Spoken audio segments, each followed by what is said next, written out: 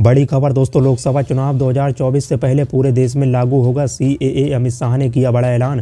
दोस्तों, केंद्रीय गृह मंत्री अमित शाह ने विपक्ष पर आरोप लगाया है कि वह मुसलमानों को गुमराह करने की कोशिश कर रहे हैं।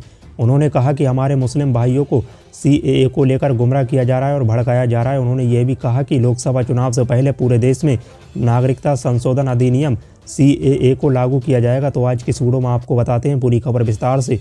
और अभी तक आपने हमारे इस चैनल को सब्सक्राइब नहीं किया तो लाल कलर में दिख रहे सब्सक्राइब बटन को दबाकर पास में नोटिफिकेशन बेल को ऑन जरूर कीजिए। दोस्तों, भारतीय जनता पार्टी इस समय लोकसभा चुनाव की तैयारियों में जुटी है। इसी बीच केंद्रीय गृह मंत्री अमित शाह ने एक बड़ा ऐलान किया है। दरअसल उन्होंने कहा कि लोकसभा चुनाव से पहले पूरे देश में नागरिकता संशोधन अधिनियम सीएए को लागू किया जाएगा। अल्पसंख्यकों को नागरिकता देने का उद्देश्य। दरअसल एक कार्यक्रम के दौरान उन्होंने इस बात की घोषणा की। उन्होंने कहा कि मैं साफ कर देना चाहता हूँ कि सीएए किसी भी व्यक्ति की नागरिकता नहीं छीनेगा। इसका उद्देश्य केवल धार्मिक उत्पीड़न का सामना कर रहे पाकिस्तानी, अफगानिस्तानी और बांग्लादेशी अल्पसंख्यकों को नागरिकता देना है। कांग्रेस ने किया था वादा।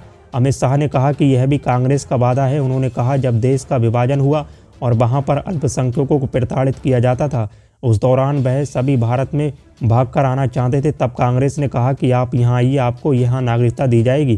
केंद्रीय गृह मंत्री ने विपक्ष पर मुसलमानों को गुमराह करने का आरोप लगाया। उन्होंने कहा कि हमारे मुस्लिम भाइयों को सीएए को लेकर गुमराह किया जा रहा है और भड़काया जा रहा है। सीएए केवल पाकिस्तान, अफगानिस्तान और बांग्लादेश के धार्मिक अल्पसंख्यकों को नागरिक देने के लिए है। 2014 से पहले भारत आए लोगों को मिलेगी नागरिकता।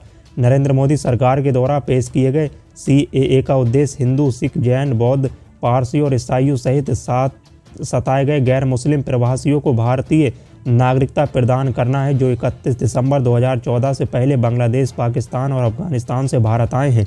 मंजूरी मिलने के बाद हुआ था विरोध प्रदर्शन। दिसंबर 2019 में संसद द्वारा सीएए के पारित होने के बाद उसके बाद राष्ट्रपति की मंजूरी के बाद देश के विभिन्न हिस्सों में महत्वपूर्ण विरोध प्रदर्शन शुरू हो गए। आगामी लोकसभा चुनाव के बारे में बोलते हुए गृह मंत्री ने कहा कि यह चुनाव विकास के लिए खिलाफ भ्रष्टाचार के बारे में है। उन्होंने कहा कि यह चुनाव भारत बनाम एनडीए के बारे में नहीं, यह भ्रष्ट शासन बनाम भ्रष्टाचार के खिलाफ जीरो टॉलरेंस के बारे में है। यह चुनाव उन लोगों के बारे में है जो राष्ट्रीय सुरक्षा सुरक्षित करना चाहते हैं, बनाम उनके बारे में जो विदेश नीति के नाम पर राष्ट्रीय सुरक्षा को खतरे में डालना चाहते हैं। तो दोस्तों, आपकी इस पर क्या राय हमें कमेंट में लिखकर जरूर बताएं। इसी तरह की और जानकारी जानने के लिए चैनल को अभी सब्सक्राइब कीजिए।